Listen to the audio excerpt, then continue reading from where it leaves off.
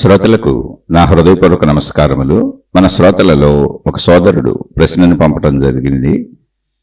ఆ ప్రశ్న, ultimate atma is God as per Vedas and Upanishads, then why do have 3 human forms? అంటే 3 human form gods such as creator Brahma, Vishnu and Shiva and their family members. ఈ విషయం మీద ఒక శీర్షిక చెప్పగలరు? ఇదండి వీరి ప్రశ్న. అంటే అల్టిమేట్గా మనకి ఉపనిషత్తులు కానీ వేదాలు కానీ మొత్తంగా అల్టిమేట్గా ఎక్కడ ఏది చెప్పబడుతున్నా అల్టిమేట్గా చెప్పబడుతున్నది ఏంటి? ఆత్మ ఈజ్ గాడ్. అంటే మనం చెప్పుకునే రోజు ఆత్మశక్తి. ఆత్మ అన్నప్పుడు ఆత్మశక్తి అనే పదం మర్చిపోకూడదు. ఆత్మ అనేది ఏమి లేదు అక్కడ, అది పేరు. అది శక్తికి ఆధ్యాత్మికతలో పెట్టబడిన పేరు ఆత్మ. దాన్ని బ్రహ్మము అని కూడా పిలిచారు. ఇప్పుడు ఈ ఆత్మ అన్న బ్రహ్మము అన్న శక్తికి పెట్టబడిన పేర్లు. ఈ శక్తిని సైన్స్లో శక్తి అనే పిలిచారు, ఎనర్జీ అని పిలిచారు. సృష్టి అంతా ఒక శక్తి ఉన్నది. శక్తి అన్నప్పుడు ఏంటి? ఒక నిరాకారమైనటువంటి, మనం గ్రహించలేనటువంటి, గుర్తించలేనటువంటి. అంటే మనిషిగా మనం ఎలా గుర్తించగలం? కళ్ళతో చూడగలం, చెవులతో వినగలం, ముక్కుతో వాసన చూడగలం, స్పర్శ ద్వారా తెలుసుకోగలం, అంటే పట్టుకొని ముట్టుకొని తెలుసుకోగలం. అలా శబ్ద స్పర్శ రూప రస అంటే రుచుల ద్వారా తెలుసుకోగలం. గంధము, ఇలా వాసన, ఇలా తెలుసుకోగలం. ఈ 5 రకాలుగా తప్ప మనిషి శరీరంతో తెలుసుకోలేడు. జాగ్రత్తగా గమనించాలి. ఇక్కడ శరీరముతో మనిషి తెలుసుకోగలిగింది 5 రకాలుగా. ఏంటి? నేను ఈ శరీరం అన్న భావనలో జీవిస్తున్న మనిషి శరీర భావనలో శరీరముతో తెలుసుకోగలిగింది 5 రకాలుగా. అంటే శరీరముతో అని నొక్కేందుకు చెబుతున్నానంటే శరీరముతో కాకుండా కూడా మనం తెలుసుకోగలం, తెలుసుకుంటున్నాం కూడా. కానీ దాని మీద ఎవరు దృష్టి పెట్టట్లేదు. అదే జ్ఞానము. ఇప్పుడు మొట్టమొదట మానవ జాతి ఎలా ఉంది అన్నప్పుడు అడవులలో జంతువుల మధ్య జంతువుగా జీవించాడు. ఆటవిక మనుషులు. ఆటవిక మనుషులు అంటే ఏదో కొత్త జాతి కాదు, అడవులలో ఉన్నారు అని మొదటి స్థితి అది. అడవులలో ఉండటం ఏంటి? అడవులు ప్రత్యేకంగా ఏమైనా ఉన్నాయి, నగరాలు ప్రత్యేకంగా ఏమైనా ఉన్నాయి, ఊళ్ళు ప్రత్యేకంగా ఏమైనా ఉన్నాయి అంటే కానే కాదు. ఉన్నవంతా చెట్లు, వాటినే అడవులు అన్నారు. అక్కడే జంతువులు ఉన్నాయి, అక్కడే మనుషులు ఉన్నారు. అన్ని రకాల సృష్టి ఆ చెట్ల మధ్యనే జరుగుతుంది, చెట్లతో కలిపి ఉంది ప్రకృతి అంతా. ఇప్పుడు కూడా మనకు మొత్తం చెట్లు ఉంటాయి.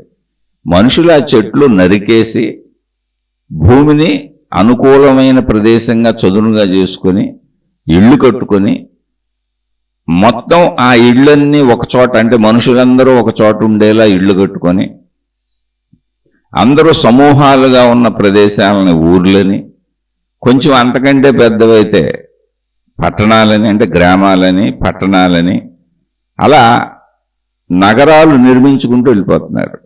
ఇవన్నీ కలిపితే ఒక దేశ సరిహద్దులు. అలా మనుషులు నిర్మించుకుంటూ వెళ్ళిన చిన్న చిన్న గ్రామాలు, లేదు చిన్న చిన్న గ్రామం అంత స్థాయి కూడా లేకుండా చిన్న చిన్నగా ఎక్కడన్నా ఒక చోట 100-200 చిన్న చిన్న ఇళ్ళు వేసుకొని ఉన్నారనుకోండి, వాటిని గూడెములు అని పిలిచేవాళ్ళు స్టార్టింగ్లో. ఇప్పుడు కూడా కొన్ని ఊర్లకి గూడెములు అని పేరు వస్తుంది చివర.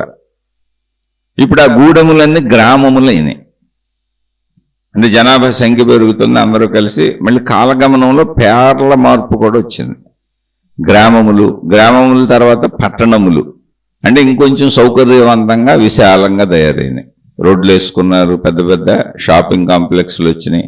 అంటే నివాసం పెరిగింది, మానవుల నివాసం పెరిగింది, జనాభా సంఖ్య పెరిగింది. పట్టణములు తర్వాత నగరములు, ఇంకా నగరముల్లో హైయెస్ట్ నగరములు మెట్రోపాలిటన్ సిటీస్ అంటే అట మొత్తం ఇవన్నీ కలిపి ఒక దేశం, ఒక సరిహద్దులు ఏర్పరచుకున్నారు, ఇది మా దేశము అని.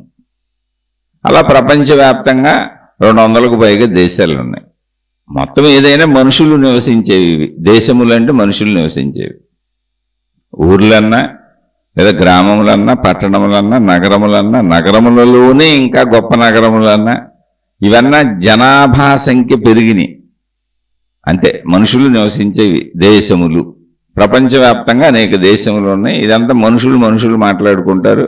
దేశములు అంటే ఈ దేశములలో మనుషులు నివసించే వాటికి గ్రామాలు, పట్టణాలు అని పేరు. నగరములు ఇవి పెద్ద పెద్ద. మిగిలినంత మళ్ళీ చెట్లు అవన్నీ ఉంటాయి, అడవులు ఉంటాయి. కానీ మనుషులు బయటకు వచ్చేసారు. మనిషి బ్రతకటానికి వీలైన మానవ లోకం నిర్మించుకున్నారు. అలా మొట్టమొదటి నుంచి ఇప్పటి వరకు మానవుడు ఈ నిర్మాణం ఏది ఉందంటే ఒక ఇల్లు కట్టుకోవాలి. ఇంతకుముందు ఇల్లు లేదు. ఇప్పుడు అడవిలో జంతువులు ఉన్నాయి, జంతువులతో పాటు మనిషి ఉన్నాడు. ఇంతకుముందు ఇల్లు లేదు. ఇప్పుడు మనిషి జంతువులలాగా ఉన్న వాటిని వాడుకుంటున్నాడు. అడవుల్లో ఉన్నప్పుడు ఏం చేశాడు?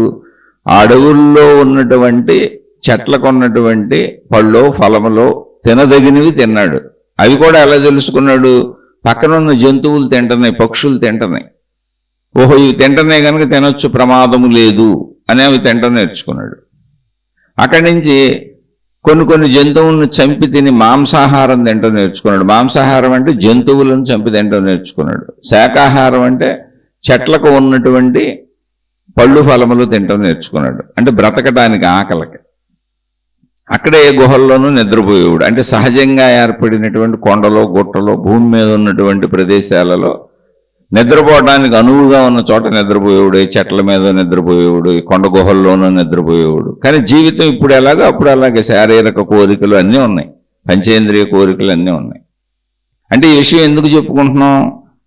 మనిషి శరీరంతో మాత్రమే గ్రహించగలిగింది 5 రకములుగా: శబ్ద, స్పర్శ, రూప, రసగంధములు.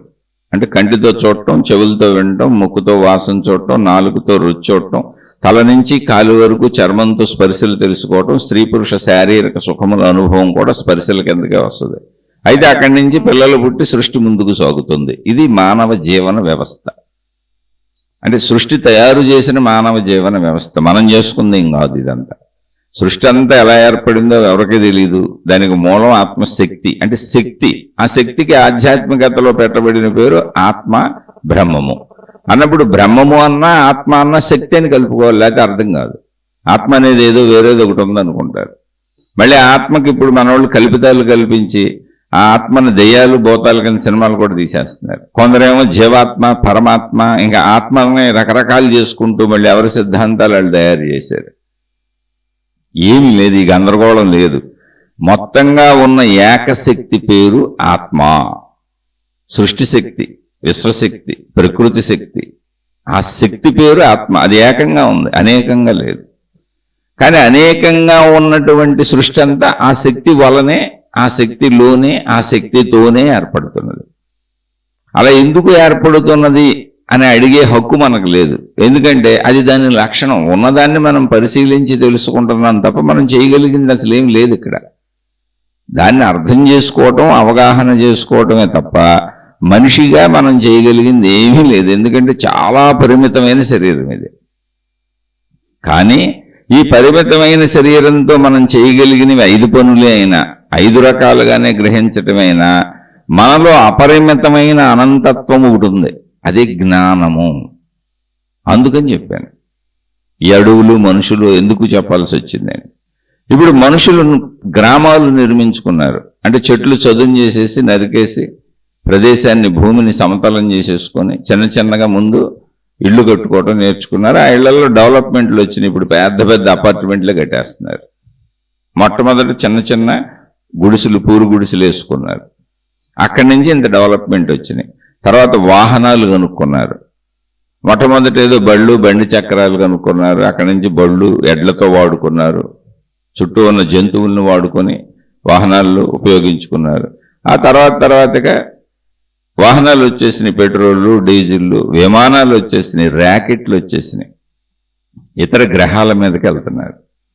అయితే ఈ వచ్చేసినాయి అన్నీ మనం అనుకుంటున్నటువంటి మానవుడు నేడు ఉపయోగించుకుంటున్న సబ్బు, పేస్టు, పిన్నీసు, గుండు సూది నుంచి మొదలుకొని అతి చిన్నదేదుండో అది, ఓ గుండి, చొక్కాకుండే ఓ గుండి, జాకెట్కు ఉండే ఓ హుక్కు, ఓ చిన్న దారం, ఒక సూది, వీటి నుంచి మొదలుకొని అంతరిక్షానికి వెళుతున్న ర్యాకెట్ వరకు ఇవన్నీ సృష్టిలో లేవు.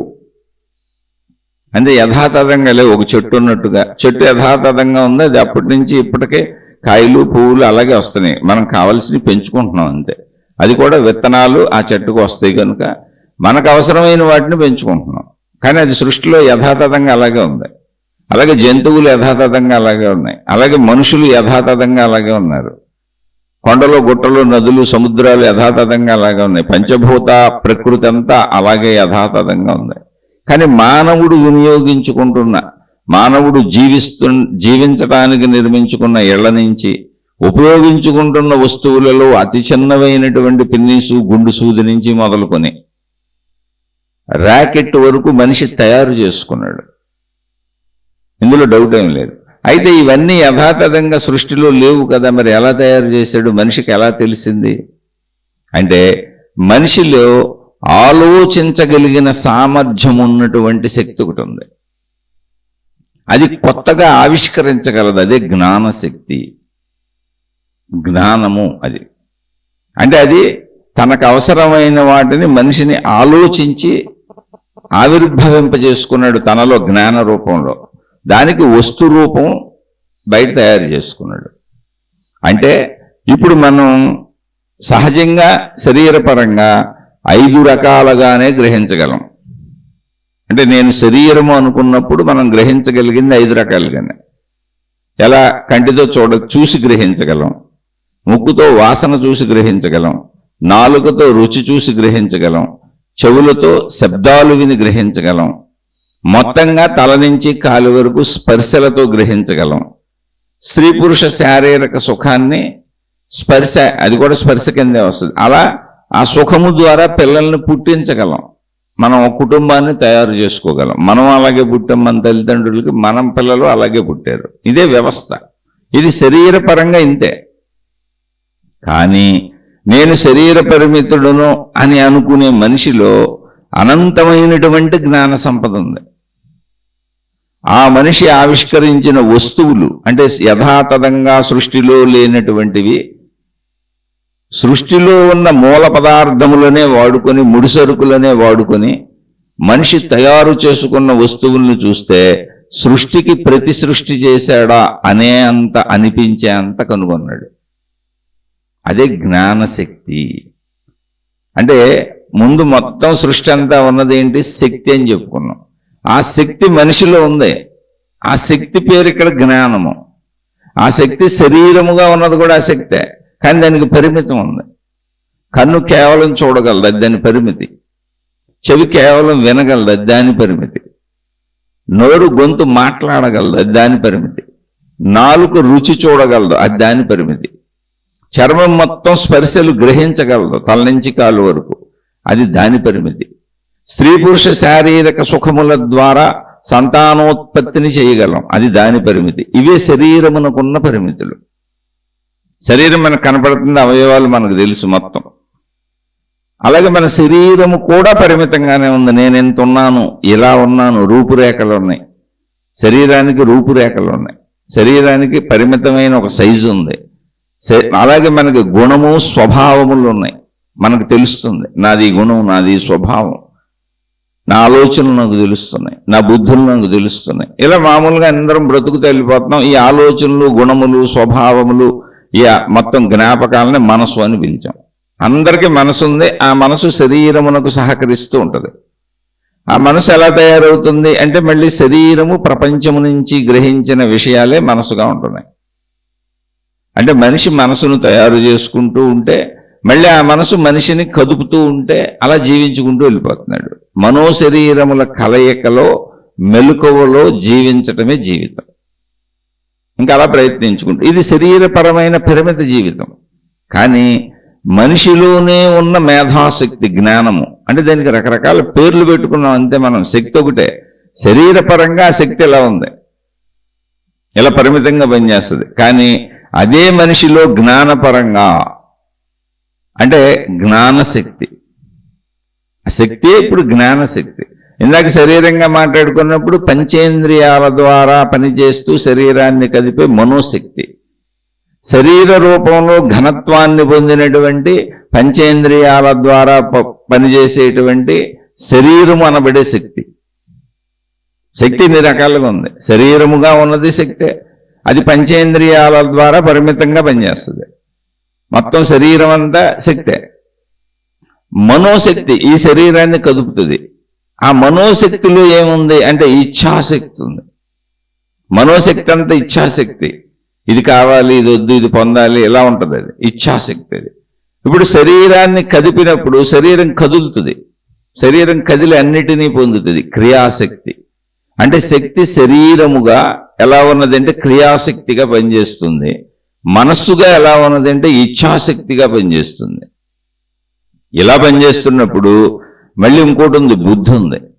అంటే శరీరమునకు ప్రమాదములు రాకుండా దేశకాల పరిస్థితులలో మనం చేసేటువంటి పనులు కరెక్టా కాదా అని మనలోనే చెప్పే విచక్షణ జ్ఞానం ఒకటి ఉంది, బుద్ధి. అది విచక్షణ జ్ఞానముగా పనిచేస్తున్న ఇచ్ఛాశక్తి. వీటన్నింటితో ఇది మామూలుగా మన రోజువారీ జీవితం అందరికీ అనుభవం. ఇది బుద్ధి చెప్పుద్ది, ఇది తప్పో రేటు అయినా మనిషి చేసుకుంటూ వెళ్తాడు. మనసు ఇచ్ఛాశక్తి. ఇది క్రియాశక్తి శరీరం. అంటే క్రియాశక్తిగా మనిషిగా పనిచేస్తుంది శరీరము. అంటే శరీరముగా క్రియాశక్తి రూపంలో శక్తి పనిచేస్తుంది. అది శరీర స్వరూపం ధరించింది. మనోశక్తిగా పనిచేస్తుంది ఆలోచనలుగా, భావములుగా, జ్ఞాపకములుగా. ఇచ్ఛాశక్తిగా పనిచేస్తున్నది మనోశక్తి, మనస్సు. విచక్షణాయుత జ్ఞానముగా ఇది తప్ప, ఇది రైటా, ఇది చేయొచ్చా, చేయకూడదా అని దేశకాల పరిస్థితులను బట్టి మనిషిగా ఉన్న మానవ ధర్మములను విచక్షణతో విచారించి చెప్పుద్ది. మొత్తం ఇటు తప్పు చెప్పుద్ది, ఇది రైటు చెప్పుద్ది, నీ ఇష్టం ఏదో ఒకటి చేసుకోమంటుంది. అలా పనిచేస్తున్నది బుద్ధిశక్తి, విచక్షణ జ్ఞానం. వీటికి అతీతముగా మనిషిలో ఉన్నది జ్ఞానశక్తి. ఎంత అంటే అపరిమిత అనంత జ్ఞానశక్తి. మనిషి ఎన్ని కనుగొన్నాడు భూమి మీద చూడండి. అవి యథాతథముగా భూమి మీద లేవు. అన్ని ఎన్నో కనుగొన్నాడు. మందులు తీసుకుంటే కోటాను కోట్లు ఉన్నాయి, బట్టలు తీసుకుంటే కోటాను కోట్లు ఉన్నాయి, చెప్పులు తీసుకుంటే కోటాను కోట్లు ఉన్నాయి. ఏ వస్తువు తీసుకున్నా కోటాను కోట్ల రకములు ఇంకా కొత్త కొత్త ఉత్పత్తి చేస్తూనే ఉన్నారు, కనుగొంటూనే ఉన్నారు. సెల్ ఫోన్లు, కంప్యూటర్లు. అలా ఒక చిన్న గుండు సూది నుంచి, ఒక చిన్న చొక్కాకు ఉండేటువంటి ఒక గుండి బొత్తము నుంచి, ఒక బటన్ నుంచి ర్యాకెట్ వరకు, ఇతర గ్రహములకు వెళ్ళగలిగిన ర్యాకెట్ వరకు. అలాగే మనిషి ఆరోగ్యపరమైనటువంటి ఎన్నో విషయములలో మనిషి తనను తాను సంరక్షించుకున్నట్టు కొరకు ఎన్నో కనుగొన్నాడు. వైద్యం మొత్తం వైద్య వృత్తి ఎన్ని రకములు ఉంటే అన్ని. ఇవన్నీ ఎక్కడి నుంచి వచ్చినాయి? అవి యథాతథముగా సృష్టిలో లేవే. అన్నప్పుడు మనిషి ఆలోచించాడు. జ్ఞానము అంటే లేని వాటిని ఆవిష్కరించగలిగిన శక్తి మనిషి జ్ఞానంలో ఉంది. అవి ఇప్పుడు యథాతథముగా లేవు, కానీ వాటిని కనుగొని తన అవసరాలకు రెమెడీస్ని తను ఆలోచించి కనుగొనగలడు. వాళ్ళు ఇప్పటికీ అనేక ప్రయోగములు చేస్తున్నటువంటి సైంటిస్టులు కావచ్చు, తత్వవేత్తలు కావచ్చు, అనేక రంగాలలో అనేక మంది. ఇప్పుడు ఒక పెయింటర్ పెయింటింగ్ వేశాడు, ఊహతో వేశాడు. అది ఎక్కడ లేదు, తను ఊహించి సృష్టించాడు. అలా ఒక సృజనాత్మక శక్తి మనిషిలో ఉంది, ఒక ఆవిష్కరణ శక్తి మనిషిలో ఉంది. వాటి ద్వారా మానవ లోకము నిర్మించుకున్నాడు. అదే జ్ఞానశక్తి. అంటే మొత్తము సృష్టికి ఆధారమైనది శక్తి. ఇప్పుడు మనలో మనం చూసుకుంటే ఇప్పుడు మనకు శక్తి కనపడదు. ఆ శక్తి మనలో ఎలా పనిచేస్తుంది అంటే శరీర భావనలో ఉండే ఏమీ ఆలోచించని, ఎటువంటి ఆధ్యాత్మిక జ్ఞానము తెలుసుకొనని సామాన్య స్థితిలో ఉన్నప్పుడు మనిషి నేను శరీరమును అనుకుంటాడు. కాదు, క్రియాశక్తిగా శక్తి శరీర రూపంలో పనిచేస్తుంది. అది క్రియాశక్తి. శరీరం అనగానే క్రియాత్మకమైనది. మీరు పక్షులు, జంతువులు ఏదైనా చూడండి, రూపధారణ వచ్చిందంతా క్రియాత్మకమై ఉంటుంది. కాకపోతే ఇందులో మనం చైతన్యములు, జడములు అన్నాం. చైతన్యములు అంటే ఏంటి? అది క్రియ చేస్తున్నది, అది కదులుతున్నది మనకు కనపడతా ఉంటుంది. వాటిని చైతన్యములు అన్నాం. జడములు అన్నాం, అవి క్రియ చేస్తున్నది మనకు కనపడదు. జడములు అన్నప్పుడు కొండలు, గుట్టలు, భూమి, నదులు ఇవి మనకు కనపడవు. అవి ఎలా తనంతట తాను కదులుతున్నట్టుగా ఉండవు. అందుకని జడములు అన్నాం. అది మనం గ్రహించలేని స్థితిలో ఉందంటే. కానీ మొత్తంగా సృష్టి అంతా క్రియాత్మకమైనది. ఒకవేళ భూమి మీద ఉన్నటువంటి భూమి కదలటం లేదు, నదులు కదలటం లేదు, ఇవి జడ పదార్థములు, వాటంతట అవి కదలలేవు, కొండలు కదలలేవని మనం అనుకుంటే అసలు మొత్తం భూమే కదులుతుంది. తన చుట్టూ తాను తిరుగుతూ సూర్యుడి చుట్టూ తిరుగుతుంది. ఇలా ఆకాశములు భూము లాంటి గ్రహములు, గోళములని పిలువబడి నక్షత్రములని పిలువబడేవి. గోళం అంటే గుండ్రంగా ఉన్నాయి అని అంతే, గోళాకృతి. వీటిని గ్రహములు అన్నారు, నక్షత్రములు అన్నారు. ఇవి కోటాను కోట్లు ఉన్నాయి. అంటే ఒక భూమి మీద మానవ జాతి, వృక్ష జాతి, జంతు జాతి, ఇలా మనం చూస్తున్నవన్నీ ఎన్నున్నాయో అంతకంటే ఎక్కువ గ్రహగోళములు ఉన్నాయి ఆకాశంలో. అంటే ఆకాశ విస్తృతి ఎంత చూడండి. మనం ఉంది ఒక్క భూమి మీదే, ఒక భూమి అనే గ్రహం మీద. ఇలాంటి భూమి అనే గ్రహం కంటే చిన్నవి పెద్దవి లెక్కించడానికి వీలు లేనన్ని అనంతంగా కోటాను కోట్లు ఉన్నాయి. అంటే ఇప్పుడు సృష్టి ఎంత విశాలంగా ఉందో ఒకసారి చూడండి. మొత్తం సృష్టి గ్రహములు గోళములు కదులుతూనే ఉన్నాయి. అందుకని మనకి ఉన్న శరీరపరంగా, మానవ శరీరపరంగా జడములు అని పిలిచాం. ఎందుకని వాటంతటవి కదలటం లేదు, జంతువులు కదిలినట్టు, మనుషులు కదిలినట్టు. కానీ మొత్తంగా అసలు భూమి కదిలిపోతుంది, గ్రహాలన్నీ కదిలిపోతున్నాయి, గోళాలన్నీ కదిలిపోతున్నాయి. మొత్తం కదలకే ఉంది సృష్టి అంతా. ఏది? సృష్టి రూపంలో. అందుకని ఆ శక్తి యొక్క లక్షణములలో రూపధారణ జరిగింది, పదార్థతత్వానికి వచ్చిందంత క్రియాశక్తి. అంటే ఇప్పుడు పదార్థములుగా కనపడుతుంది ఏంటి? ఘనత్వముగా కనపడుతుంది ఏంటి? రూపధారణకు వచ్చింది ఏంటి అంటే క్రియాశక్తి. ఈ రూపధారణకు వచ్చిన శక్తిలో, క్రియాశక్తిలో, అంటే క్రియాశక్తి రూపధారణగా ధరించింది. ఈ క్రియాశక్తిని ఇలా కదలాలి, ఇలా కదపాలి అని అంటే మన మనసులో మనం చూసుకుంటే మనకు తెలిసిపోద్ది. అది నియమిత పద్ధతిలో సాగుతుంది సృష్టి మొత్తం. అంతా క్రమశిక్షణగా ఉంది. ఎక్కడ ఏది క్రమశిక్షణ తప్పట్లా యావత్ సృష్టి. అది మనలోకి వచ్చి చూసుకున్నప్పుడు ఇప్పుడు నేను ఇలా జీవించాలి, ఇది తినాలి, ఇది తాగాలి, ఇది చెయ్యాలి, ఇది పొందాలి, ఇది అనుభవించాలి, ఈ ప్రయత్నం చేయాలి, ఇది తప్పు, ఇది రైటు, ఇది కావాలి, ఇది వద్దు అని చెప్పి మన శరీరాన్ని, అంటే మనలోని క్రియాశక్తిని కదిపే ఇచ్ఛాశక్తి ఉంది. ఇచ్ఛాశక్తి లేకపోతే క్రియాశక్తి కదలదు. అంటే శక్తి యొక్క రెండవ లక్షణం ఇచ్ఛాశక్తి. శక్తి యొక్క మొదటి లక్షణం అంటే మనం కిందకు వచ్చాం, ఘన రూపం, శరీర రూపం, దేనికైనా సరే అది క్రియాశక్తి. క్రియాశక్తి ఘనత్వంగా కనపడుతుంది, ఇచ్ఛాశక్తి మనసుగా అనుభవం అవుతుంది. సృష్టి మొత్తం అలాగే ఉంది. సృష్టి మొత్తం అన్నప్పుడు విశ్వ మనస్సు అవుద్ది, అది మనకు వచ్చినప్పుడు మన మనస్సు అవుద్ది. అలాగే క్రియాశక్తి రూపధారణ చేసింది అన్నప్పుడు, రూపాలుగా ఉంది అన్నప్పుడు మనదైతే శరీరం అవుతుంది. మొత్తం సృష్టి ప్రకృతి అంతా క్రియాశక్తి. ప్రకృతిలో అన్ని కదులుతూనే ఉంటాయి. క్రియాశక్తి, చైతన్యత.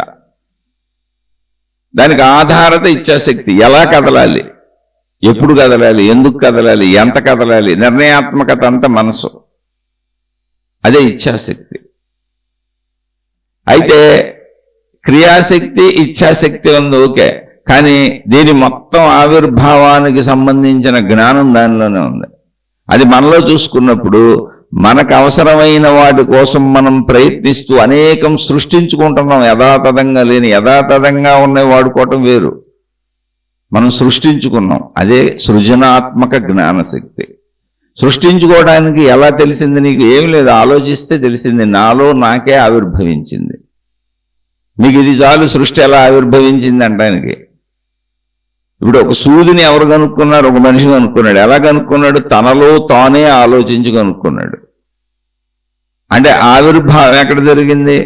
ఒక సూది కనుక్కున్నాడు, ఒక పేస్ట్ కనుక్కున్నాడు, ఒక బ్రష్ కనుక్కున్నాడు, ఒక చొక్కా ఎలా వేసుకోవాలో కనుక్కున్నాడు, ఎలా కుట్టాలో కనుక్కున్నాడు, గుండి కనుక్కున్నాడు. ఇలా వస్తువులన్నీ ర్యాకెట్ వరకు కనుక్కున్నవన్నీ మనిషి తలలోంచి బయటకు వచ్చినాయి. ఆ తల ఏంటి? మేధాశక్తి, జ్ఞానశక్తి. కానీ మనిషి చూస్తే పరిమితంగా ఉన్నాడు, జ్ఞానశక్తి అపరిమితంగా ఉంది. ఎంత ఉంది? అపరిమితంగా అనంతంగా ఉంది, ఇంత లిమిట్లెస్గా ఉంది. అది జ్ఞానశక్తి. అంటే శక్తికి ఉన్న లక్షణములేంటి ఇప్పుడు? అంటే లక్షణములంటే అర్థం చేసుకోవడానికి చెబుతున్నాం అంతే. ఆ శక్తే ఇచ్ఛాశక్తిగా, క్రియాశక్తిగా, జ్ఞానశక్తిగా ఉంది. జ్ఞానశక్తిగా కొత్త ఆవిష్కరణలు జరుగుతున్నాయి మనలో. కొత్త కొత్త ఆవిష్కరణలు ఆవిష్కరిస్తున్నాం. రాకెట్లు వేసుకొని ఇతర గ్రహాల మీదకి వెళ్ళిపోతున్నాం. అవి ఎక్కడ పుట్టినాయి? నాలోనే పుడుతున్నాయి. నేను ఆలోచించినప్పుడు సమాధానాలు ఎక్కడ దొరుకుతున్నాయి? నాలోనే దొరుకుతున్నాయి. నేను ఆలోచించినప్పుడు ఆ తయారు చేయబడిన వస్తువు ఎక్కడ నాలో ఆవిష్కరింపబడింది? నా అంతరంగంలో, నాలోని దృశ్య రూపంలో, నా జ్ఞానశక్తిలో నేను దాన్ని కనుగొన్నాను. తర్వాత దాన్ని వస్తు రూపం ఇచ్చాను. ఇదంతా నాలోనే జరుగుతుంది. ఏది జరగాలన్నా క్రియాశక్తి, ఇచ్ఛాశక్తి, జ్ఞానశక్తి మూడు కలిస్తే సృష్టి అయింది. అంటే ఇప్పుడు సృష్టి ఎలా ఏర్పడుతుంది అని మనం కన్ఫ్యూజ్ అవ్వక్కర్లా. మనలోనే ఏమీ లేదు, అక్కడ ఒక శక్తి ఉంది. ఏమీ లేదు, ఒక శక్తి ఉంది, ఖాళీ ఉంది. కళ్ళు మూసుకొని లోపల ఆలోచించండి ఒకసారి. అప్పుడు నేను ఆలోచించాను, నాకు ఇది కావాలి, ఏదో కావాలి, నేను ఒకదాన్ని కనుగొనాలనుకుంటున్నా. ఇప్పుడు దీనికి సమాధానం ఏంటని ఎత్తుకుతున్నా. అప్పుడు నేను ఒక గుండిని కనుగొన్నా, ఒక సూదిని కనుగొన్నా. ఆ సూదిలోంచి దానికి చిల్లు పెట్టి దారం ఎక్కించవచ్చు అని కనుగొన్నా. తద్వారా ఈ రెండింటిని కుట్టొచ్చు అని కనుగొన్నా. అది ఎక్కడ పుట్టింది?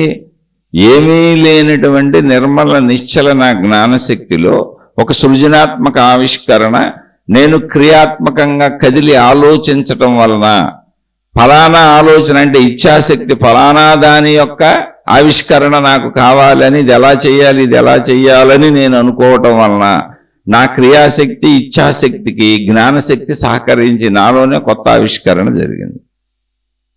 అది జ్ఞానశక్తి. అంటే శక్తే మూడు కలుస్తూ మూడు రకాలుగా జరుగుతుందని మూడు పేర్లు పెట్టారు అంతే. కానీ ఏకశక్తిది. అలా ఇప్పుడు సృష్టి ఎలా జరిగిందంటే ఒక నిర్మల నిశ్చల అనంత ఆకాశము సర్వవ్యాపకంగా ఉంది. అంటే మనతో కంపేర్ చేసుకుంటేనే అది అర్థమవుద్ది. విడిగా మీకు అర్థమయ్యే ఛాన్స్ లేదు. ఋషులు, మునులు, యోగులు, తపస్సంపన్నులు అందరూ ఇలాగే కనుగొన్నారు. వాళ్ళల్లో వాళ్ళు అందుకే నిన్ను నువ్వు తెలుసుకొని చెబుతారు. నిన్ను నువ్వు తెలుసుకుంటే సమస్తం అర్థమైపోద్దని చెబుతారు. అదే ఆత్మజ్ఞానం, అదే ఉపనిషత్తులు చెప్పింది, అదే వేదాలు చెప్పింది. ఆత్మ ఈజ్ గాడ్ అని అన్నప్పుడు ఆత్మ ఎవరని చెప్పినాయి ఉపనిషత్తులు, వేదాలు? ఆత్మవత్ సర్వభూతాని. మొత్తం ఇక్కడ కనపడుతున్నటువంటి సృష్టి అంతా ఆత్మ యొక్క స్వరూపమే. అంటే శక్తి. మళ్ళీ చెప్పాలి, ఇక్కడ ఆత్మ అంటే ఏదో అనుకుంటారు మీరు, బ్రహ్మం అంటే ఏదో అనుకుంటారు, మళ్ళీ దేవుడు అంటే ఆకారాలు, ఆకృతులు అనుకుంటారు. కాదు, శక్తి, ఆత్మశక్తి, బ్రహ్మశక్తి, బ్రహ్మము అనబడే శక్తి, దైవము అనబడే శక్తి, ప్రకృతి శక్తి, విశ్వశక్తి, సృష్టి శక్తి. శక్తి కలపపోతే మీకు క్లారిటీ రాదు. ఆ శక్తి ఎలా ఉంది? ఆకాశము వలె సర్వవ్యాపకముగా ఉన్నది. ఇది మొట్టమొదటి స్థితి. ఇప్పుడు ఆ శక్తిలోనే సృష్టి ఆవిర్భవించింది. ఎలా? మన జ్ఞానములోనే. ఇప్పుడు నేను ఈ వస్తువుల్ని కలపాలి, ఎలా అని ఆలోచిస్తున్నా. ఒక సూది కోసం ఆవిష్కరణ చేస్తున్నా.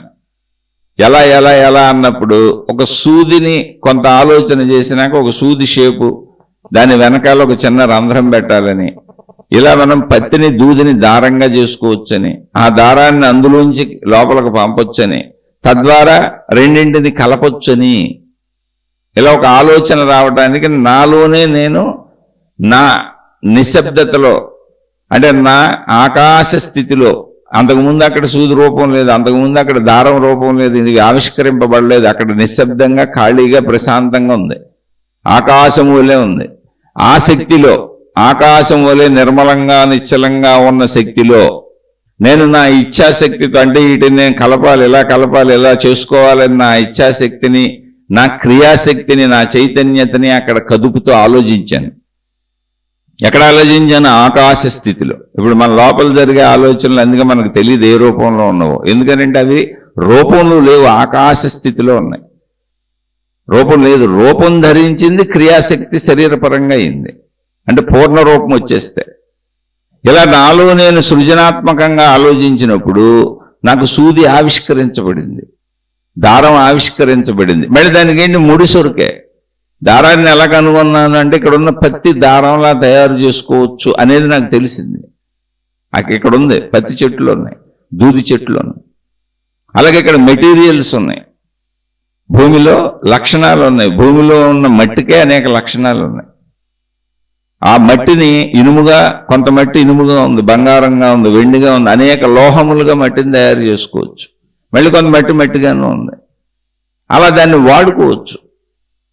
అలా నాకు నా సృజనాత్మకత, నా జ్ఞానము నాకు లేని వాటిని, అంటే భూమిలో యథాతథంగా సృష్టిలో లేని వాటిని ఉన్న వాటి నుంచి ఎలా ఉత్పత్తి చేసుకోవచ్చో నాలో నాకే పుట్టింది. అది నేను చేసిన మానవ సృష్టి. నేను ఎలా మానవ సృష్టి నా ఖాళీ అంతరంగంలో అప్పటి వరకు అక్కడ సూదులు లేవు, దారాలు లేవు, పిన్నీసులు లేవు, ఏ వస్తువులు లేవు. ఆ ఖాళీ అంతరంగంలో నేను ఎలాగైతే ఆలోచన చేసి నాకు కావలసిన వస్తువులను సృష్టించుకున్నానో, అలాగే ఖాళీగా ఉన్న అనంత ఆకాశ స్వరూప ఆత్మశక్తిలో, బ్రహ్మము అని పిలువబడే శక్తిలో ఈ సృష్టి అంతా ఆవిర్భవిస్తుంది. ఎందుకని? దానికి ఇచ్ఛాశక్తి ఉంది, క్రియాశక్తి ఉంది. అది దాని యొక్క స్థితి, గతి, లక్షణం, గుణం, స్వభావం ఏదైనా కావచ్చు, ఏ పేరైనా పెట్టుకోవచ్చు మీరు.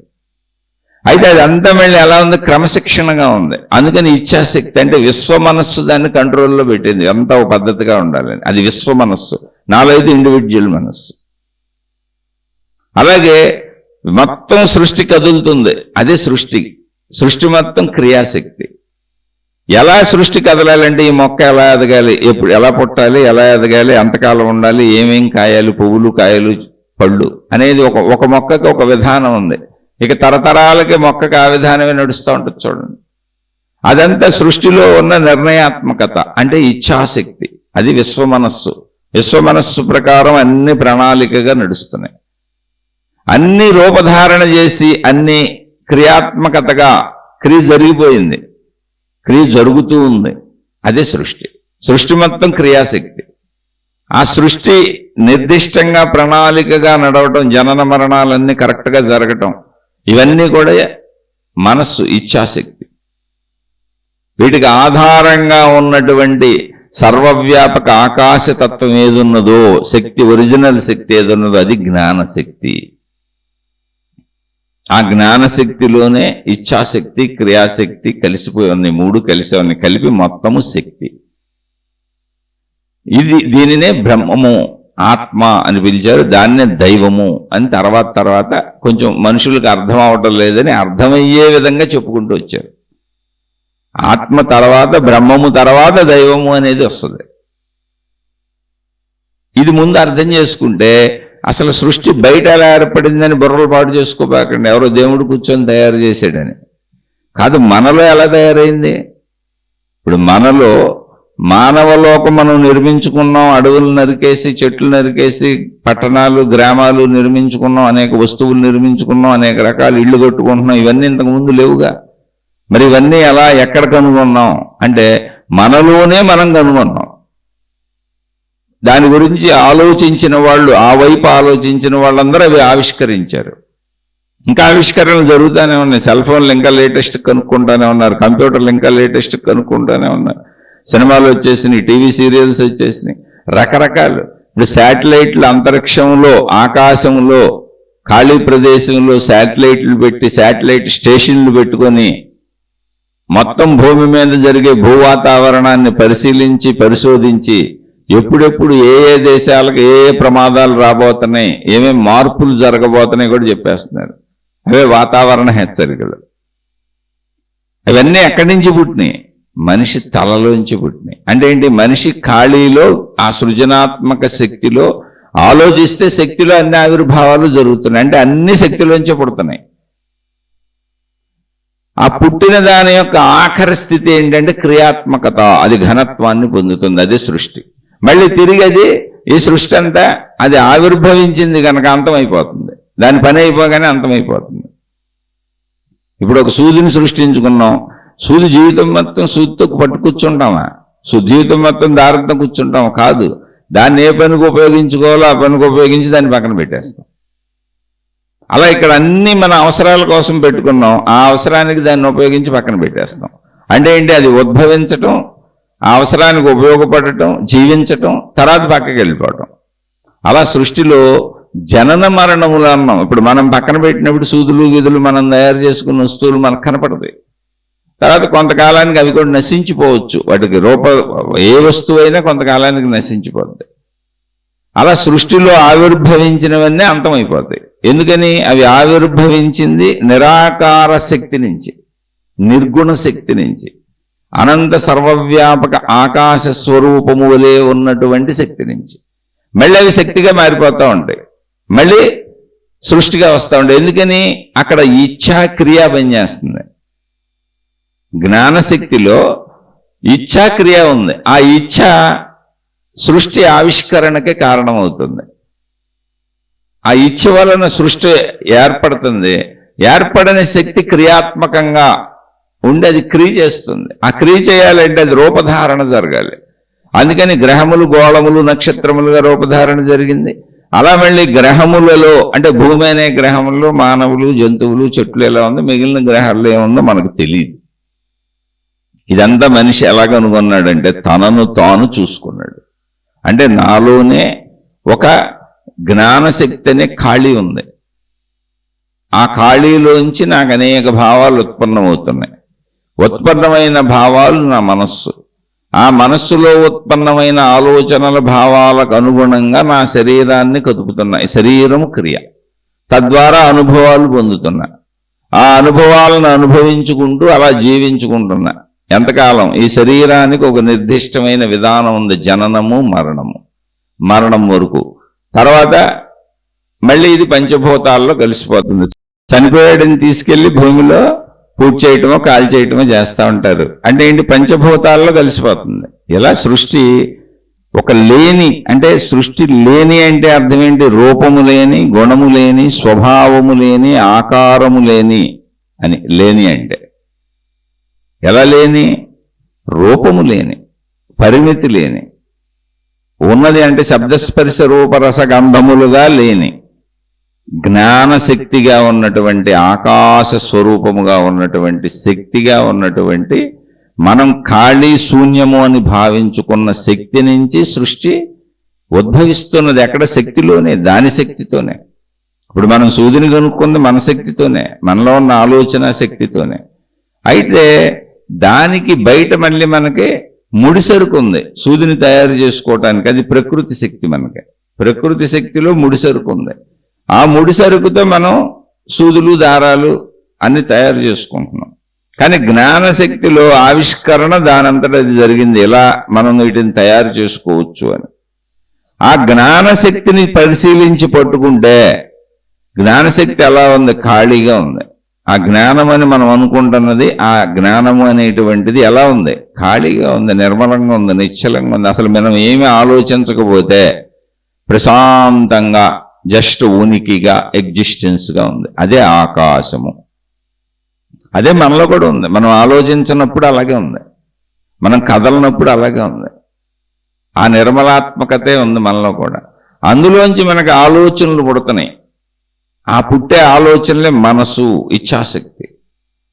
ఆ ఆలోచనల ప్రకారం శరీరాన్ని కదుపుతున్నాం. ఆ ఆలోచనలకు అనుగుణంగా కదిలే శరీరము క్రియాశక్తి. అంటే ఇక్కడ క్రియాశక్తి శరీరము, అది ఘనత్వాన్ని పొందింది. అలాగే మొత్తం శక్తి యొక్క క్రియాశక్తి సృష్టి.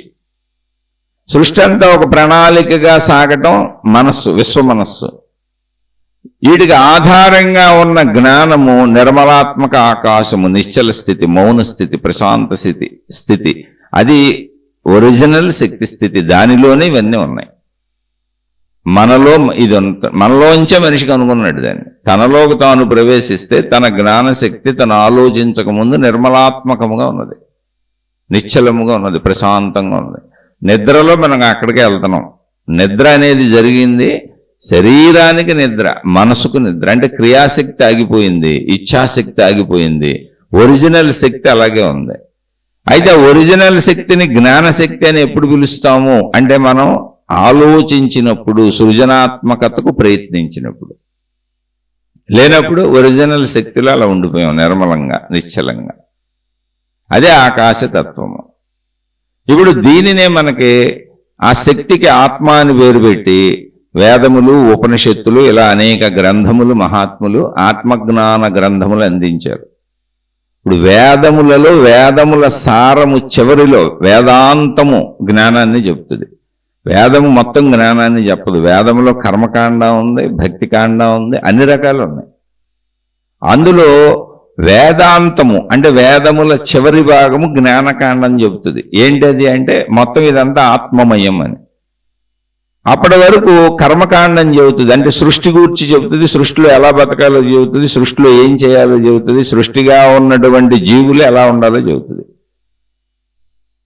అలా ఇచ్ఛాశక్తి, క్రియాశక్తి గురించి, అలా మనసు గురించి అన్ని చెబుతుంది. అని వేదాంతము. వేదాంతం అంటే వేదములలో చివరి సారము.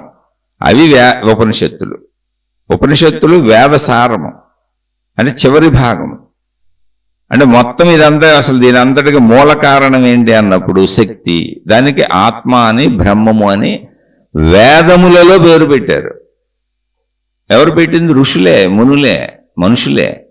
ఈ ఋషులు ఎవరు, మునులు ఎవరు అంటే ఇప్పుడు మనం డాక్టర్లు, ఇంజనీర్లు, సైంటిస్టులు అంటలా, ప్రొఫెసర్లు, ఐఏఎస్లు, ఐపీఎస్లు ఇలా పేర్లు పెట్టుకోలే. పోస్టులు పేర్లే. ప్రధానమంత్రులు, ముఖ్యమంత్రులు, మంత్రులు పేర్లు పెట్టుకోలే. అలాగే అప్పుడు ఈ అన్వేషణ చేసిన వాళ్ళని ఋషులు, మునులు, యోగులు, తపస్సంపన్నులు, అవధూతలు ఇలా రకరకాల పేర్లతో వారి వారి అన్వేషణలను బట్టి పిలిచారు. వారి వారి సాధనా విధానములను బట్టి పిలిచారు. అంటే అందరూ మనుషులే. అంటే ఇది మానవ నిర్మితమైన జ్ఞానం. ఈ జ్ఞానం కూడా మళ్ళీ ఇతరులకు ఎవరికి జ్ఞానం ఉపయోగపడదు, జంతువులకు ఉపయోగపడదు. సృష్టిలో ఒక్క మనిషికి తప్ప మనం మాట్లాడుకునే ఆత్మజ్ఞానము, ఆధ్యాత్మిక చదువు, వేదములు, ఉపనిషత్తులు ఎన్నైనా చెప్పండి, ఎన్ని మతాలలో ఎన్ని ఆవిష్కరించబడినా అవన్నీ మానవుడికి తప్ప ఎవరికి ఉపయోగపడవు. ఎందుకంటే మానవ జాతికి అనుకున్న సత్యములు మానవ జాతికి చెబుతున్నారు వేల లక్షల కోట్ల సంవత్సరాల నుంచి. అంతే. అది వేల లక్షల కోట్లని ఎందుకన్నామంటే దానికి ఎప్పుడు స్టార్ట్ అయింది అనే దానికి స్టార్టింగ్ లేదు అసలు. దీనికి శక్తి ఎప్పుడూ ఉంటుంది. శక్తి ఉన్నంతగా ఎప్పుడుందో అప్పుడు ఆటోమేటిక్గా సృష్టి ఉంది. శక్తి సృష్టి కలిసే ఉంటాయి. శక్తి ఎప్పుడు అంటే ఎప్పుడు భూత భవిష్యత్తు వర్తమాన కాలములు శక్తికి లేవు. సృష్టిలో ఉన్నవి వచ్చిపోతున్నవి కనుక దానికి భూత భవిష్యత్తు వర్తమాన కాలములు ఉన్నాయి పరిమితత్వానికి. శక్తి ఎప్పుడూ ఉంది కాబట్టి సృష్టి ఎప్పుడూ ఉంది. శక్తి ఉన్నంత వరకు సృష్టి ఉంటుంది. శక్తి ఉన్నప్పటి నుంచి సృష్టి ఉంది. కానీ సృష్టిలో ఉన్నవి వచ్చిపోతూ ఉంటాయి. అంటే శక్తిలోంచి ఆవిర్భవించి మళ్ళీ శక్తిలో లీనమైపోతుంటాయి. శక్తి అలా ఉంటుంది.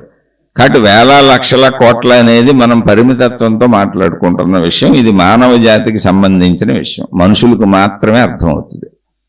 ఇంకా మిగిలిన దేనికి పనికిరాదు. ముందు అది కూడా గుర్తించాలి. నాకేదో మొత్తం అర్థమైపోయిందని అనుకోబాకండి. మనం ఆ భావంలో లీనమవుతాం అంతే. ఆ భావ పరంపరను మనకు అందించారు. మనలో ఆ స్థితులు ఉన్నాయి. మనలో ఉన్న ఇప్పుడు జ్ఞానం అని మనం అనకుండా ఆ జ్ఞాన స్థితిని ఆలోచన లేకుండా నిశ్చలంగా కూర్చుంటే అది ఆకాశ స్థితి. ఒక నిర్మలత్వం, ప్రశాంతంగా ఉన్నా నేనేం ఆలోచించట్లా. ఇప్పుడు ఆలోచించాను అనుకోండి, ఏదైనా కొత్త ఆవిష్కరణల కోసం ఆలోచించే వాళ్ళందరూ కొత్త కొత్త వాటిని కనుగొంటున్నారు.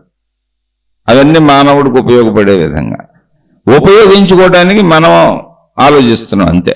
ఏమీ చేయని వాళ్ళు, కొత్త ఆవిష్కరణలు చేయని వాళ్ళు ఉన్న వాటిని వాడుకుంటున్నారు. ఎలా పని చేయాలి, ఎలా డబ్బు సంపాదించాలి, ఎలా తెచ్చుకోవాలి, ఏంటి ఇచ్ఛాశక్తి. నాకు ఇది కావాలి, ఇది పొందాలి అన్నప్పుడు దాన్ని ఎలా పొందాలి, పొందడానికి అనువుగా క్రియాశక్తి, శరీరం కదిలి దాన్ని అనుభవిస్తున్నది. శరీరమే క్రియ. దానికి ఆకలి పెట్టబడింది. శరీరం మొత్తం క్రియలు. కన్ను చూస్తుంది, చెవి వెంటది, ముక్కు వాసన చూస్తుంది. శరీరము క్రియాత్మకమైనది. అంటే క్రియ వచ్చింది అంటే ఆకారం వస్తుంది, ఆకృతి వస్తుంది, ఏదో ఒకటి తయారవుద్ది అక్కడ.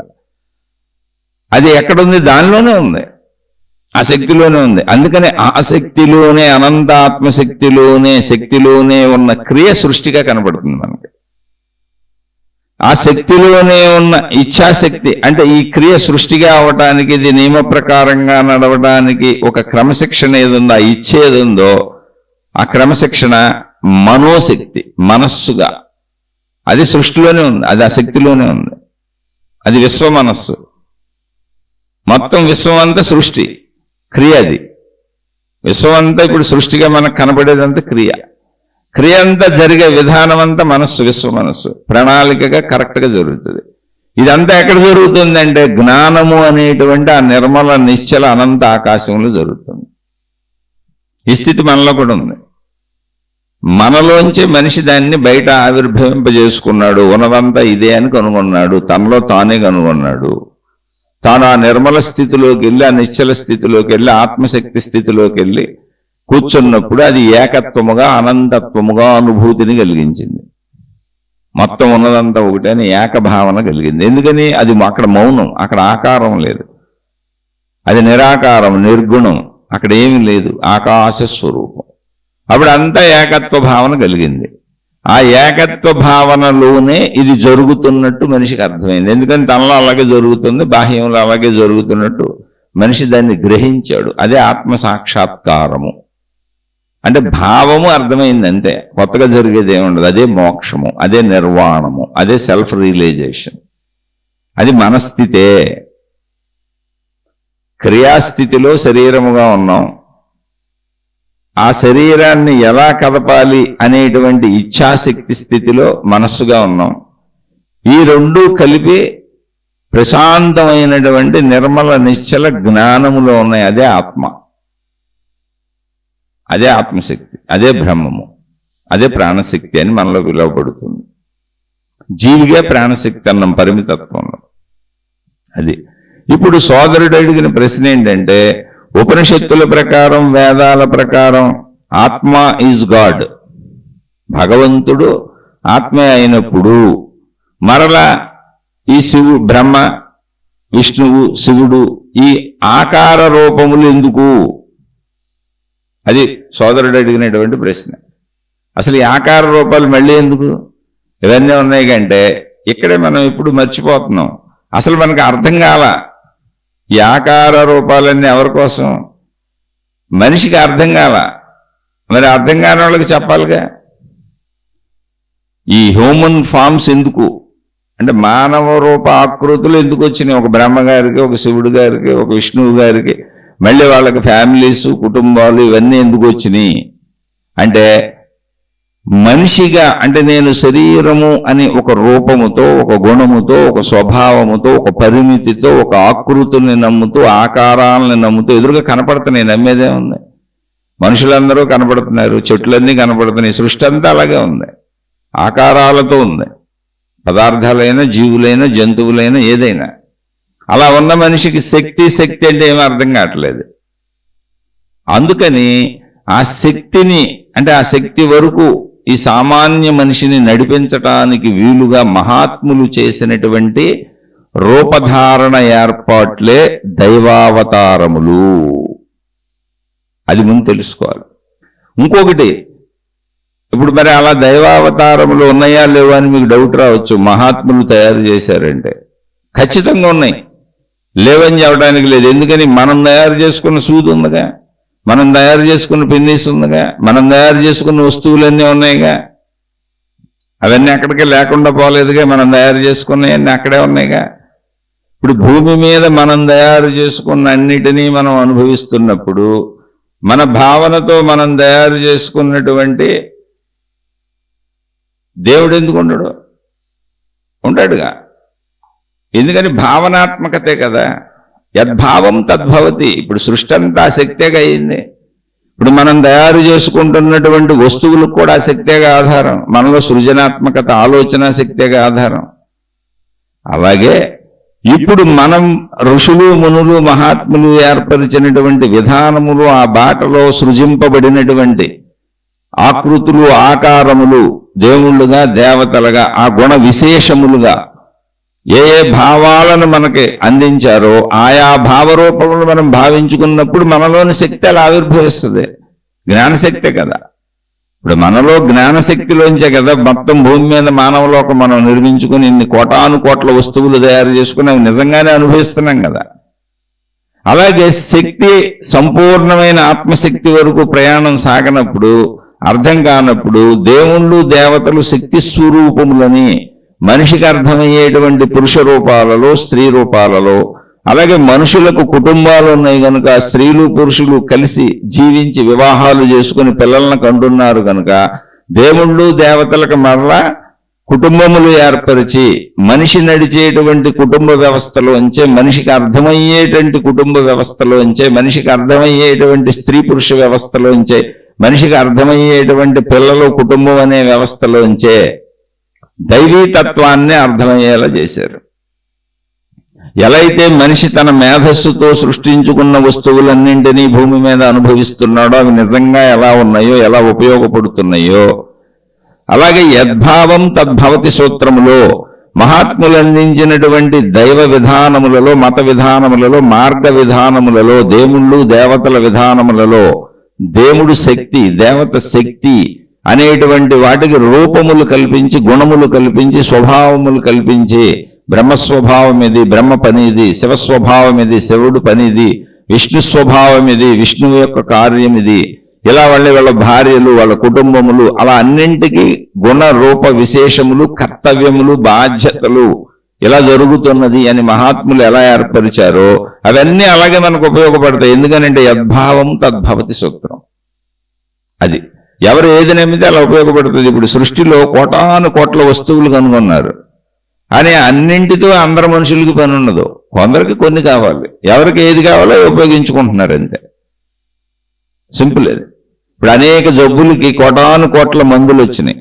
అవన్నీ మనిషి మేధస్సులోంచి వచ్చినాయి. మేధస్సులోంచి కొనుక్కున్నారు. ఇక్కడ ఉన్న ముడి సరుకును ఉపయోగించి మందులు తయారు చేసుకున్నారు, వైద్య శాస్త్రం తయారు చేసుకున్నారు. కానీ అన్ని మందులు మనుషులు మెంగరగా, అసలు జబ్బు రావాలిగా, ఆ జబ్బు వస్తే మందు. అలాగే ఆత్మశక్తి అర్థమైన వాళ్ళకి, ఆత్మ జ్ఞానము అర్థమైన వాళ్ళకి మానవ రూపధారణలో ఉన్నటువంటి దేవుళ్ళు దేవతలతో అవసరం ఉండదు. ఎందుకని డైరెక్ట్గా శక్తి అర్థమైపోయింది, అర్థమవుతుంది. అప్పుడు దేవుళ్ళు దేవతలు పని ఉండదు. ఒకవేళ ఉన్నారు వీళ్ళు అనుకున్నా, వీళ్ళందరూ సృష్టి ఎలా ఉందో, మనుషులు ఎలా ఉన్నారో, జంతువులు ఎలా ఉన్నాయో, మొత్తం గ్రహగోళ నక్షత్రములు ఎలా ఉన్నాయో అలాగే దేవుళ్ళు దేవతలు కూడా ఆత్మశక్తిలోనే ఉన్నారన్న భావనతో గౌరవప్రదంగా వెళ్ళిపోతారు. అవుననరు కాదనరు, కొట్టేయడానికి ఏమి లేదు. సృష్టిని ఒప్పుకున్నప్పుడు, శరీరాన్ని ఒప్పుకున్నప్పుడు అన్నీ ఒప్పుకోవాల్సిందే. అది యద్భావం తద్భవతి సూత్రం. అర్థమైన వాళ్ళు అలా వెళ్ళిపోతారు. అదే అలా అర్థం చేసుకోవటానికే, అనంత విశాలత్వాన్ని అర్థం చేసుకోవటానికే ఈ ఆత్మజ్ఞాన చదువు, ఆధ్యాత్మిక చదువు, ఈ శీర్షికలు చెప్పుకుంటున్నాం. ఇప్పుడు ఇది అర్థం కాదు. అసలు ఎందుకు ఏర్పరిచారు ఈ దేవుళ్ళు దేవతలు వ్యవస్థ? ఎందుకు ఏర్పరిచారు అంటే మానవుడు పుడుతున్నాడు, జన్మిస్తున్నాడు. ఈ విషయం మనిషికి తెలుసు. అంటే సృష్టి మొత్తం ఎప్పుడో జన్మిస్తున్నది, ఎక్కడో జన్మిస్తున్నది, ఒక పుట్టుకున్నది. చెట్లకి ఇవన్నీ కనపడుతున్నాయి మనకి. అంటే ఈ సృష్టికి మూలమైన ఒక పుట్టుక ఉండాలి అని మనిషి భావిస్తాడు. ఆ పుట్టుక శక్తికి బ్రహ్మ అని పేరు పెట్టాడు. బ్రహ్మగారు ఈ సృష్టి అంతా చేస్తున్నారు అని మనిషికి అర్థమయ్యేలా చెప్పారు. ఎందుకని మనిషి నేనే చేస్తున్నాను కానీ, నేను ప్రతి మనిషి తాను అనేకం చేస్తూ ఉంటాడుగా. కాబట్టి ఈ సృష్టి అనే కార్యము బ్రహ్మగారు చేస్తున్నారు అని ఒక బ్రహ్మగారి ఆకృతిని ఇచ్చారు. ఇలా ఉంటారని. అయితే సృష్టి అనంతంగా ఉంది. ఇప్పుడు ఒట్టి బ్రహ్మగారు సృష్టి మనిషిలాగా ఒక తలే ఉండి అలా చేయగలడు, ఒకవైపే చూస్తాడు, అన్ని వైపులో చూడలేడుగా. మరి సృష్టి మొత్తం బ్రహ్మగారికి తెలియాలిగా. అందుకని బ్రహ్మగారికి నలువైపులా తలకాయలు పెట్టారు. ఇది అర్థం చేసుకోగలిగిన వాళ్ళకి అర్థమైపోతుంది ఆ విషయం. అది ఆకృతి ఇచ్చారు తప్ప అది శక్తి అని. కానీ అర్థం చేసుకునే శక్తిని అర్థం చేసుకునే కెపాసిటీ లేని సామాన్యులకి 4 తలలు ఉన్నాయి కాబట్టి బ్రహ్మగారు నలువైపులా చూడగలరు, నలువైపులా మాట్లాడగలరు, నలువైపులా ఏమైనా చేయగలరు అనే భావన కూడా ఉంది. అసలు బ్రహ్మగారికి ఆకాశం వైపు కూడా ఒక తల ఉందని చెబుతారు. తర్వాత అదేదో దానికి మళ్ళీ కథలు ఉన్నాయి, ఆ తల తీసేశారని చెబుతారు. ఇప్పుడు బ్రహ్మగారు అనేటువంటి ఆయన సృష్టికి కారకుడు, అంటే పుట్టుకకు కారకుడు. అన్నిటికీ సృష్టి చేసేది ఆయన, అంటే పుట్టించేది ఆయన అయినప్పుడు మరి పుట్టించడానికి అవసరమైన జ్ఞానం కావాలి. ఆయనకి పుట్టించడానికి అవసరమైన జ్ఞానం కావాలి. పుట్టినవన్నీ ఎలా నడవాలన్న ఒక ప్రణాళిక జ్ఞానం కావాలి. అంటే ఒక విత్తనము ఎంత చెట్టు అవ్వచ్చు, ఎంతకాలం ఉండొచ్చు, అది ఎంత ఎదగొచ్చు, దాని నుంచి వచ్చే కాయలేంటి, పువ్వులేంటి, ఈ జ్ఞానమంతా విత్తనంలో సమకూర్చబడాలి. కాబట్టి బ్రహ్మగారికి జ్ఞానం అవసరం. కాబట్టి ఆయన భార్య జ్ఞానము, సరస్వతీదేవి విద్య అని చెప్పారు. అంటే బ్రహ్మ వేరు జ్ఞానం వేరు కాదు, మనిషి వేరు జ్ఞానం వేరు కాదు, మనిషి వేరు కోరిక వేరు కాదు, మనిషి వేరు క్రియ వేరు కాదు. మనిషే ఆలోచించి ఇష్టపడి క్రియ చేస్తూ ఉంటాడు, మూడు ఒకటే. కానీ అక్కడ అర్థం అవ్వడానికి బ్రహ్మగారికి ఒక భార్య సరస్వతీదేవి అని పెట్టారు. అంటే ఏంటి? ఆ జ్ఞానశక్తి, శక్తిలోనే ఉన్న జ్ఞానశక్తి, ఆ జ్ఞానంతో ఆయన సృష్టి చేస్తున్నాడు అని సరస్వతీదేవికి జ్ఞానమునకు స్వచ్ఛమైనటువంటి ఒక ఆకృతినిచ్చారు. అంటే జ్ఞానం అంటే ఏంటి? పనికిరాని చెత్త జ్ఞానం కాదు, రియలిస్టిక్ గా నిజమైనటువంటి శక్తి తత్వ జ్ఞానం. అందుకని ఒక స్వచ్ఛమైనటువంటి తెల్లటి చీర కట్టుకుని మృదుమధురమైనటువంటి సంగీత వాయిద్యం వీణ, అంటే చాలా సున్నితంగా ఉండేటువంటి, అంటే ఇదంతా పవిత్రతకి స్వచ్ఛతకి హడావిడి లేని తనానికి ఆడంబరాలు లేని తనానికి, అంటే మిథ్యా జ్ఞానం పనికిరాని జ్ఞానం కాదు, అసలైన జ్ఞానము పవిత్ర జ్ఞానము స్వచ్ఛ జ్ఞానం అని చెప్పడానికి ఆకృతులు ఏర్పాటు చేశారు. వాళ్ళకు వాహనాలు పెట్టారు. ఇవన్నీ అర్థం చేసుకోవాలి, మనిషి అర్థం చేసుకోవటం కోసం పెట్టారు ఇవన్నీ. ఆయన అర్థం చేసుకోవడానికి పెట్టారు కదా, మరి యాక్చువల్గా శక్తి కదా, బ్రహ్మగారు ఉండరు కదా, సరస్వతీదేవి గారు ఉండరు కదా, వాహనాలు ఉండవు కదా, వీణ ఉండదు కదా, ఆ మ్యూజిక్ ఉండదు కదా. అంటే నాయన పెట్టింది ఉన్న వాటిని, వీణ ఇక్కడ ఉంది, ఆ వాహనాలన్నీ జంతువులు ఇక్కడ ఉన్నాయి, అన్నీ ఉన్నాయి, వాహనాలు ఉన్నాయి, జంతువులు ఉన్నాయి. వాటినే నువ్వు అర్థం చేసుకుంటావని పెట్టారు. స్త్రీలు ఉన్నారు, పురుషులు ఉన్నారు.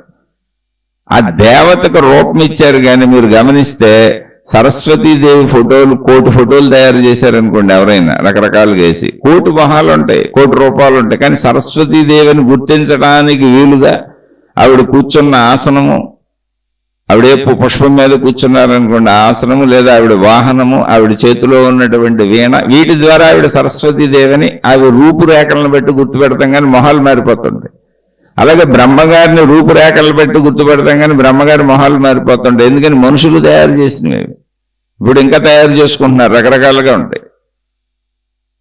అలా బ్రహ్మగారు పుట్టుకకు కారణము, పుట్టుక నుంచి అవసరమైన జ్ఞానం అంతా కూడా అందులో ఇమర్చబడి పంపుతుంది.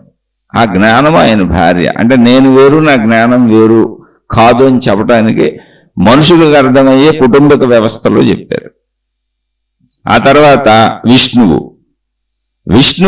మీరు గమనిస్తే ఒక సర్పము మీద పడుకొని ఉంటారు, పెద్ద శేషనాగు, దానిలో ఆయన పడుకొని నిద్రిస్తూ ఉంటారు. అంటే ఈ సృష్టి అంతా, అంటే మానవ సృష్టి అంతా మానవ రూపంలో ఉంటారు. ఆయన అలా పడుకొని పవళించి ఉంటే లక్ష్మీదేవి ఆయన కాళ్ళు నొక్కుతూ ఉంటుంది. ఒక ఆకృతిని తీసుకుంటున్నాం మనం. ఆయన ఉన్నటువంటి ఆ సర్పము కాల సర్పము.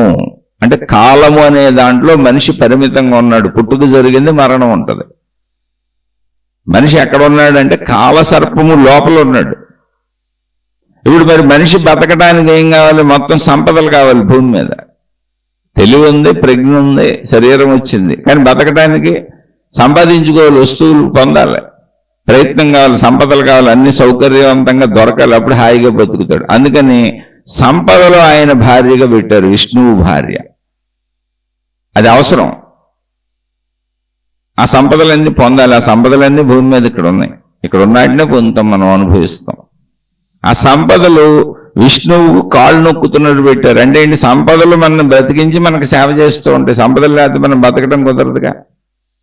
కాబట్టి ఇక్కడ జీవించడానికి అవసరమైనటువంటి వనరులు, వసతులు సమకూర్చే శక్తి విష్ణు శక్తి. విష్ణువు అంటే సర్వవ్యాపి అని అర్థం. మొత్తం వ్యాపించి ఉన్నవాడు విష్ణువు. అంటే మొత్తం సృష్టి అంతా, సృష్టిలోని సంపదలు మనకు ఉపయోగపడేయన్ని ఆయన భార్య లక్ష్మీదేవి అని పెట్టారు. ఇది మనకు అర్థమయ్యే కుటుంబక వ్యవస్థలో పెట్టారు. ఆ సర్పము కాల సర్పము, దానికి లోబడి ఉంటాం మనం ఎవరైనా సరే. అంటే పుట్టుక మరణము ఈ మధ్యలోనే. అంటే కాలం మళ్ళీకి మనం ఎగిరిపోతాం. కాల సర్పం మనం కాటేస్తుంది, మరణిస్తాం, అయిపోయింది. కాలము లోపల మనం ఉన్నాం. అందుకని సర్పము భూమి మీద ఉంది, పురుషుడు స్త్రీలు భూమి మీద ఉన్నారు, వస్తువులు మనం వాడుకోవాలి. ఈ జ్ఞానంతోనే అక్కడ లక్ష్మీదేవిని తయారు చేశారు, ఇక్కడ విష్ణుమూర్తిని తయారు చేశారు. మొత్తం ఆకృతులన్నీ అవే అంటే అర్థం చేసుకోవాలి. ఇప్పుడు ఈ సర్పము మళ్ళీ ఎక్కడ ఉంది? క్షీరసాగరంలో ఉంది. క్షీరం అంటే ఏంటి? పాలు. మొత్తం సమృద్ధికరమైనటువంటి, లోటు లేనటువంటి, మొత్తం సృష్టి అంతా అసలు సంపదతోనే నిండిపోయినటువంటి సాగరం అది. అందులో నీకు ఏది కావాలంటే అది మళ్ళీ నువ్వు పొందొచ్చు. అది విష్ణువు. విష్ణు లోకం అది మొత్తం సమృద్ధితో కూడి ఉంది అని, అంటే ఈ సృష్టి అంతా అలాగే ఉంది అని. అక్కడే మనుషులు ఉన్నారు. నువ్వు కావాల్సింది ఎత్తుక్కొని పొందటమే, నువ్వు ప్రయత్నించుకొని. ఆ సంపదలన్నీ నిన్ను సేవిస్తాయి, అంటే నిన్ను బతికిస్తాయి, రక్షిస్తాయి, కాపాడుతాయి నువ్వు మరణించే వరకు. కానీ నువ్వు మరణించక తప్పదు, ఎందుకంటే కాలసర్పంలోనే ఉన్నావు నువ్వు. అది విష్ణుతత్వము. అక్కడి నుంచి శివతత్వము. శివతత్వం వచ్చేటప్పటికి భార్యాభర్తలు ఇద్దరు కలిసిపోయారు. అర్ధనారీశ్వరుడు శివుడు అని చెప్పారు. ఆయన భార్య ఉంది పార్వతీదేవి, కానీ ఆయనలో సగభాగం కలిసిపోయి ఉంటుంది. అంటే ఏంటి? నాయన పుట్టావు, బ్రహ్మగారి వలన పుట్టావు అంటే పుట్టుక జరిగింది. అది శక్తి, బ్రహ్మము అనే శక్తి. ఆ శక్తి ద్వారా పుట్టుక జరిగింది. నువ్వు దానికి సంబంధించిన జ్ఞానం నీలో ఉంది, ప్రయత్నించుకుంటూ విష్ణుతత్వంలో, ఆ లక్ష్మీతత్వంలో అన్నీ పొందుతూ పెరిగావు. ఇప్పుడు నశింపుకి వెళ్తున్నావు నువ్వు, అంటే మరణానికి వెళ్తున్నావు. ఇక్కడ మరణం అనేది వచ్చేటప్పటికి నువ్వు ఎలా తయారవ్వాలి అంటే శివత్వము. శివము అంటే శుభము అని. స్త్రీ పురుష భేదములను మర్చిపోయి ఏకత్వ భావంలోకి వెళ్ళిపోవాలి. నువ్వు ఆత్మతత్వాన్ని తెలుసుకోవాలి, శక్తి తత్వాన్ని తెలుసుకోవాలి. ఆ శక్తి తత్వంలో స్త్రీ పురుష భేదాలు లేవు. అందుకే నీకు ఆ తత్వాన్ని చెప్పడానికి ఆత్మజ్ఞానం, ఆధ్యాత్మిక చదువు మొదలు పెట్టారు. అయితే ఆ తత్వం నీకు అర్థం కావటం లేదు కాబట్టి బ్రహ్మతత్వం నుంచి, సరస్వతీదేవి తత్వం నుంచి, విష్ణుతత్వం నుంచి, నీకు లక్ష్మీదేవి తత్వం నుంచి, అలా కుటుంబ తత్వంలో శివతత్వము, శివ కుటుంబము ఇలా చెబుతూ శివత్వము అంటే ఏంటి? మొత్తము అని. మొత్తముగా శివుడు ఆకృతిని చూసినప్పుడు అర్ధనారీశ్వరుడు. భార్యను కలిపేసుకున్నాడు తనలో. అంటే ఇప్పుడు స్త్రీ పురుషులు ఇద్దరు లేరు, విడిగా భోగించటం లేదు. అది శరీరపరమైన భావన, భోగ భావన, కుటుంబ భావన. ఇక్కడ శరీర భావన ఎగిరిపోయింది, శక్తి భావనలోకి వచ్చావు, ఏకత్వం అయిపోయింది. ఇంకా ద్వంద్వత్వం లేదు, స్త్రీలు వేరు పురుషులు వేరు, ఇదేం లేదు. ఏకభావన అని సూచనగా. అలా ఇద్దరు మనుషులు కలిసిపోరు కదా, కుదరదు కదా అసలు. అది ఏకభావ సూచన. మళ్ళీ ఆయన నెత్తి మీద ఉండేది ఎవరు? గంగా. గంగ భూమి మీద ఉంది. గంగలో స్నానం చేస్తే పాపాలన్నీ పోతాయని చెబుతారు. సేమ్ అదే. అలా పాపములన్నీ పోయినటువంటి మేధాశక్తి కలవాడికి ఏకత్వ జ్ఞాన భావన అర్థమవుతుంది. పాపములు అంటే ఏంటి? ఏమీ లేదు, దేహభావనతో, కోరికలతో అలాగే జీవిస్తూ మనం ఇంకా ఈ దేహభావనను పోగొట్టుకోకుండా తప్పులు చేస్తూ అలా సాగుతూ ఉంటే ఎవరికి పాపాలు పోతే? జ్ఞానగంగలో మునిగిన వారికి. దానికి సూచనగా శివుడి తల మీద గంగ ఉంటుంది అన్నారు. తల మీద అంటే ఏంటి? తలలోనేగా జ్ఞానం మన ఆలోచన చేసేదంట. అందుకని జ్ఞాన గంగ. ఎవరికైతే ఆ జ్ఞానావిష్కరణ జరిగిందో స్త్రీ పురుష భేదభావం పోద్ది, ఏకభావం వచ్చేస్తుంది, శక్తిభావం వచ్చేస్తుంది అని చెప్పి అనేక విధములుగా ఇంకా శివత్వాన్ని వర్ణించుకుంటూ వచ్చారు. ఇలా అందరు దేవుళ్ళు, అందరు దేవతలకే విశేషణాలు చెప్పుకోవచ్చు. ఇవన్నీ నిన్ను శక్తితత్వంలో కలుపుతాయి. అలానే శివుడు అన్నప్పుడు పురుషుడు ఉన్నాడు, పార్వతీదేవి అన్నప్పుడు స్త్రీలు ఉన్నారు, గంగ అన్నప్పుడు భూమి మీద నిజంగా గంగ ఉంది.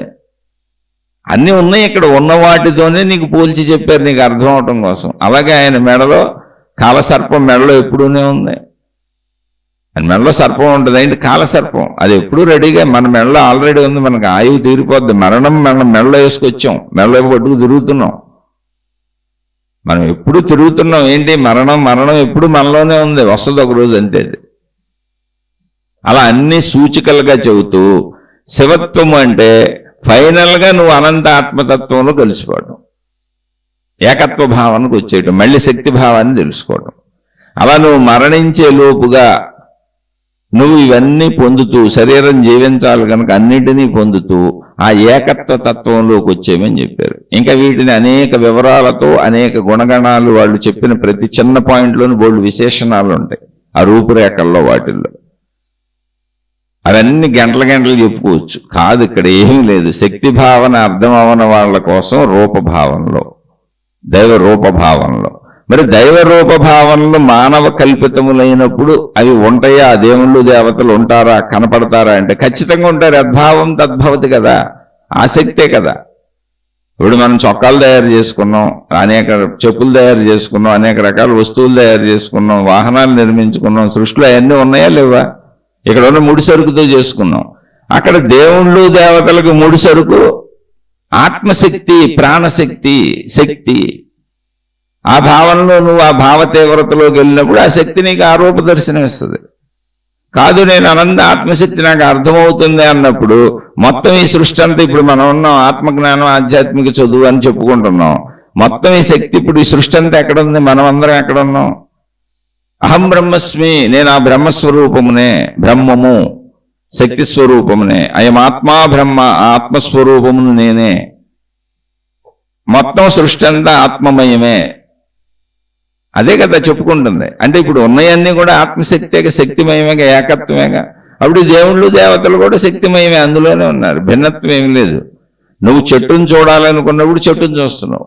కాదు ఈ చెట్టు కూడా ఆత్మమయమే అని ఆత్మను చూడాలనుకున్నప్పుడు చెట్టు ఉండదు, ఆత్మ దర్శనం అవుతుంది, ఆ శక్తి దర్శనం అవుతుంది. అలా నువ్వు దేవుణ్ణి చూడాలనుకున్నప్పుడు దేవుణ్ణి చూస్తావు, దేవతను చూడాలనుకుంటే దేవతను చూస్తావు. అది నీ భావ తీవ్రత. కాదు శక్తిమయంగా చూడాలనుకుంటే ఉన్నది ఉన్నట్టుగా చూస్తావు. ఉన్నది ఉన్నట్టుగా చెప్పేదే వేదాంతము, ఉపనిషత్తులు, వేదముల చివరి భాగములు. ఆత్మజ్ఞానము, ఆత్మతత్వము, శక్తితత్వము యాజ్ ఇట్ ఈజ్గా అది ఉన్నది ఉన్నట్టుగా. అలాంటి దేవుళ్ళు దేవతలు ఇదంతా అబద్ధం అంటే కానే కాదు. సృష్టి ఉందిగా, రూపాలు ఉన్నాయిగా, సృష్టిలో రూపాలు ఉన్నాయిగా, మనుషులు ఉన్నారు, జంతువులు అన్నీ ఉన్నాయిగా. అలా దేవుళ్ళు దేవతలు అందరూ ఉన్నారు. వాళ్ళ విధుల ప్రకారం మనం ఎలా భావించుకుని వాళ్ళని భావించుకుంటున్నామో అలా విధుల ప్రకారం వాళ్ళ కార్యములన్నీ వాళ్ళు నిర్వర్తిస్తారు. యద్భావం తద్భవతి, ఆసక్తే కదా అన్నిటికీ పనిచేసేది. అక్కడ దాన్ని జాగ్రత్తగా అర్థం చేసుకోవాలి. మొత్తం మళ్ళీ టోటల్గా చూస్తే ఉన్నది ఒకటే, ఏకశక్తి. కాదని విభిన్నంగా నువ్వు మతాలు, మార్గాలు, విధానాలు, పద్ధతులు, దేవుళ్ళు దేవతలు, నువ్వు ఏ భావనతో వెళ్తే ఆ భావనతో వెళ్ళు. కానీ ఇవన్నీ పరిమితములు, శాశ్వతములు కాదు. శాశ్వతము శక్తి. దేవుళ్ళు దేవతలు కూడా పరిమితములు. అందుకని అనేక మంది దేవుళ్ళు ఉన్నారు. పుట్టుకొక కారణం ఒక దేవుడు, మధ్యలో మనుగడకు కారణం ఇంకో దేవుడు, మళ్ళీ అంచములు అంతమునకు కారణం ఇంకో దేవుడు. ఇలా మధ్యలో అనేక రకాల దేవుళ్ళు దేవతలు, గ్రామ దేవతల నుంచి అందరూ వస్తారు. కానీ వీళ్ళందరూ శక్తి స్వరూపములే, ఉన్నది ఏకశక్తే.